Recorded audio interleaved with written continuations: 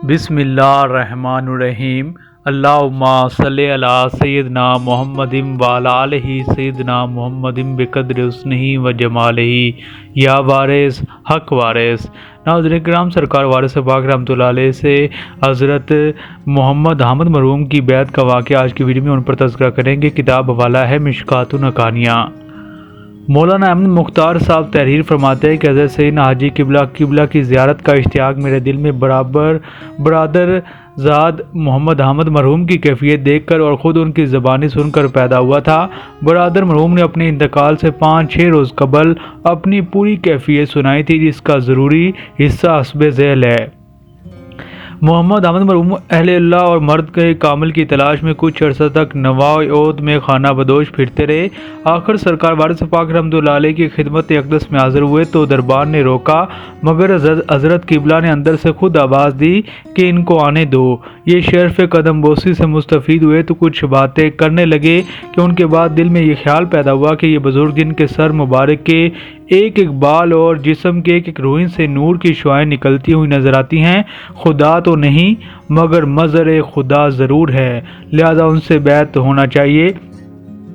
ہنوز اس خیال نے دل پر پورا عبور نہ کیا تھا کہ سرکار وارث پاک رحمۃ اللہ علیہ نے ان سے ہاتھ بڑھانے کو فرمایا اور حامد مرحوم کے ہاتھ پر ہاتھ مار کر فرمایا، لو میاں، اس طرح بیعت ہو جایا کرتے ہیں۔ اس وقت سے باطن کی جو کیفیت بھی ہوئی وہ تو سالک رہبر کو معلوم ہوگی۔ بظاہر اتنا ضرور دیکھا گیا کہ 2 برس تک اس مرحوم نے بستر بیماری پر پڑ کر گزارے اور ان کے والد نے سلب مرض کی کوشش میں ہزاروں روپے صرف کیے، لیکن آتش سینہ جو ایک زبردست پیر طریقت کی لگائی ہوئی تھی آخر وقت تک نہ بجھ سکی، حتیٰ کہ جان بحق کے تسلیم ہوئے۔ متذکرہ بالا واقعات سے جن میں بعض واقعات دیگر سلاسل کے محترم بزرگوں پر بھی پیش آئے ہیں، سرکار وارث پاک رحمۃ اللہ علیہ کی تعلیم کی اہمیت ظاہر ہوتی ہے۔ آپ کی ہر ایک بات اپنی نوعیت میں فرد تھی اور حضور کی خصوصیات میں جو بات تھی وہ یہی تھی کہ ایک نظر میں عطا فرما دیتے تھے۔ ارشاد بھی فرماتے تھے کہ مگر اس ارشاد کی اہمیت بھی بے مثل ہوتی تھی جس سے مخاطب کی فوراً تسکین ہو جاتی تھی اور دیگر حاضرین کی سمجھ میں کچھ نہیں آتا تھا۔ حضرت سید معروف شاہ صاحب قبلہ کا بیان ہے کہ ایک افغانی حضور سرکار وارث پاک رحمۃ اللہ علیہ کی خدمت عالی میں حاضر ہوا اور عرض کیا کہ مجھ کو احرام مرمت ہوا ہے اور تعلیم فرمائی جائے۔ حضور انور نے ان کے سمجھانے کے لیے مجھ سے ارشاد فرمایا، میں ان کو اپنے مکان پر لایا اور تعلیم کی اہمیت سمجھانے لگا، مگر ان کو کچھ سمجھ نہ آنے لگا۔ ان سے دریافت کیا کہ تم اپنے گھر والوں سے بھی اجازت لائے ہو؟ افغان صاحب نے کہا کہ میں اجازت تو کسی سے نہیں لایا، خود میرا خیال ہے۔ اس کے بعد وہ فوراً اٹھ کھڑے ہوئے اور ایسی عجلت کی کہ بارگاہ وارثی میں بھی حاضر نہ ہوئے اور چلتے وقت یہ کہہ گئے کہ حضرت سے ہمارا سلام کہہ دینا۔ 1 سال کے بعد وہ اجازت لے کر حاضر خدمت عالی ہوئے تو آپ نے ان کو دیکھتے ہی تہ بند کا حکم دے دیا۔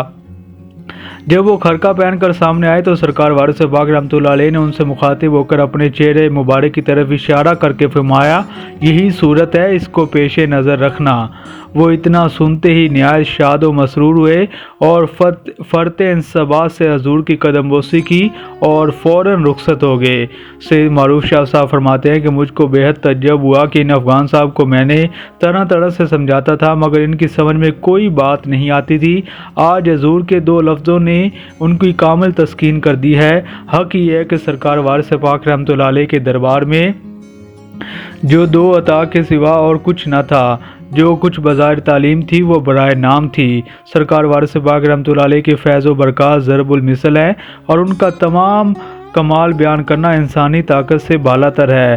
نہ من کل الوجوہ تمامی واقعات کا پتہ چل سکتا ہے۔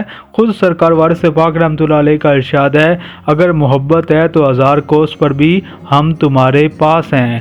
چنانچہ مرزا محمد ابراہیم بیگ صاحب شیدہ وارثی تحریر فرماتے ہیں کہ ایک مرتبہ میں حاضر خدمت تھا، حضور مگر ارشاد فرمایا کہ یا باستن پڑھا کرو۔